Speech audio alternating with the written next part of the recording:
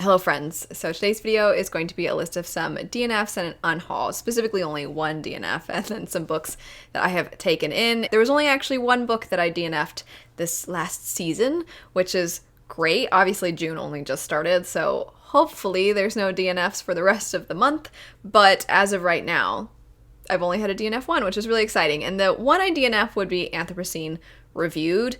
And I did a video recently where I talked about when books are not necessarily what you were expecting, when the marketing kind of leads you astray.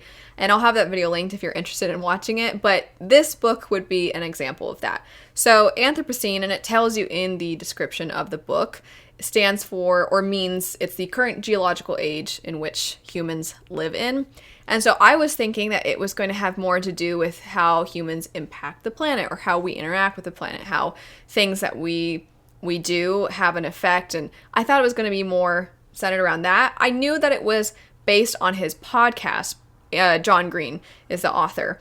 And I've never listened to his podcast, but I was thinking that I was like, oh wow, he went from being an author to having a podcast about the planet. That's cool. I had no idea. I completely went in with wrong expectations, but it was a book of the month book. And so when I was looking at it, I'm like, oh, this is awesome. It's a collection of essays that are kind of based on his podcast. So I'll give that a go. And I especially wanted to give it a try after recently visiting the Redwoods because I was like all in nature and whatnot. And if you don't know, I love nature documentaries and things like that. So that's not what this book was at all. And so it's not the book's fault. It's just very different than that. It's more so him pondering and his musings of how various different things, the way that we see them. I'll give an example. I gave this example in the other video I did as well. He talks about how The Great Gatsby in its time was not really all that well known. F. Scott Fitzgerald, that book was not really one that he got any recognition for in his time, or positive recognition, and it wasn't until later, and he talks about the reasons why. This is just one little snippet of the book.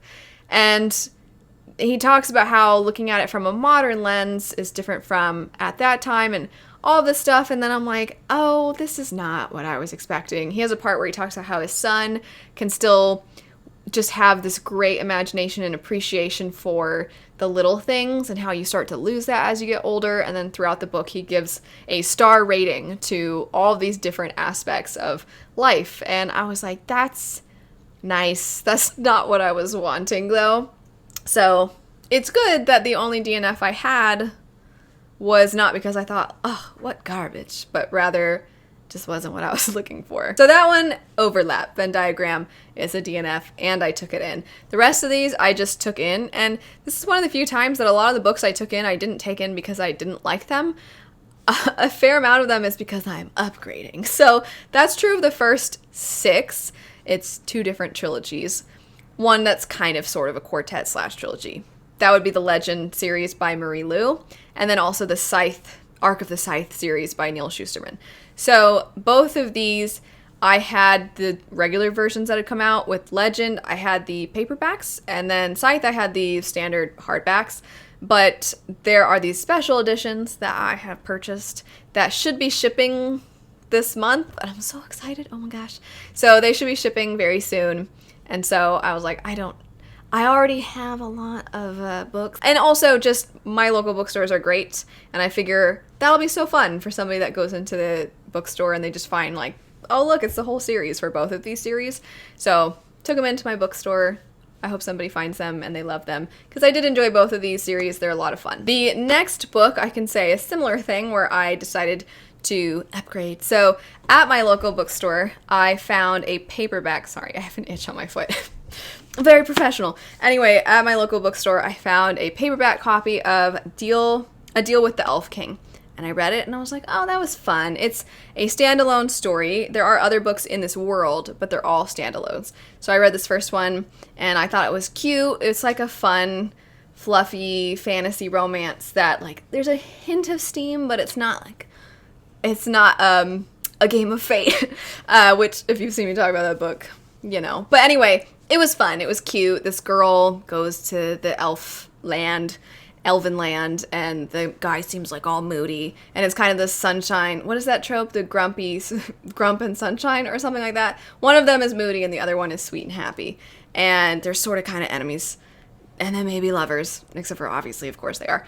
Anyway, I enjoyed it. It was fun, and I had, like I said, gotten the paperback from my local bookstore, and then I saw a picture of what the hardback looks like without a sleeve. Okay, this is the regular cover, right? Nice, cutesy, like, oh, it's gonna be lovey-dovey cover. And look at how pretty. It's so pretty. Look at how beautiful this book is without a sleeve. And the back as well, so pretty, the spine. And I was like, well, all right then, I guess I will do that then. I'll get the hardback. And then the other books, I am going to check out the second one in the series. I have already purchased it. I just haven't read it yet. It also has a beautiful naked hardback. Are you all interested? I have kind of thought about doing this for a while, and I'm like, oh, nobody would care. But I'm like, you know what? I care, though. I think it's fun. Would you all like to see a video of books? I think I would title it something like Books You Didn't Know Were Beautiful, and it's all of my favorite naked hardbacks. Would you all like to see a video like that? Because I think that would be fun. And I think so often we don't realize just how pretty a book is, which is weird because it seems like most people prefer taking the sleeve off of their hardbacks when they read them. But yet I think there are so many books we don't realize are really, like, that have this kind of thing going on under the sleeves. So let me know if that'd be something you'd be interested in, or if you're like, no, no one cares. The next book I did take in because it just wasn't for me, and that would be Kingdom of the Wicked. I've mentioned a few times that I hate when there's like a hair on my glasses. Wow, what a mess I am today. First, there's I probably have a line on my face too from my glasses, so this is just embarrassing all around. First I had an itch on my foot, and then my glasses now. Anyway, so Kingdom of the Wicked. I've been recently picking up books that are very popular over on Book Talk and sprinkling those into my TBRs and seeing what I think of them. Kingdom of the Wicked was one that just didn't work for me. You know what? I'm just going to go ahead and mention another one, Song of Achilles. So Song of Achilles was very popular before Book Talk.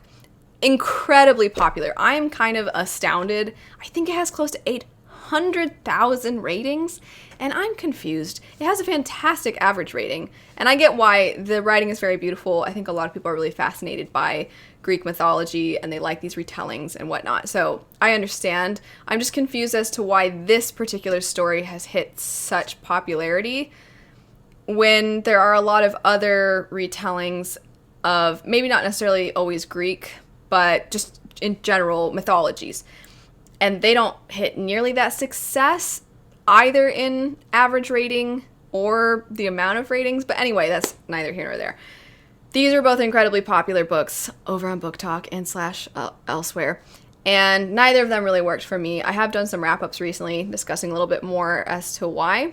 But I just figure, yay for someone else who finds these. Especially because Song of Achilles, I was looking for a while for the hardback.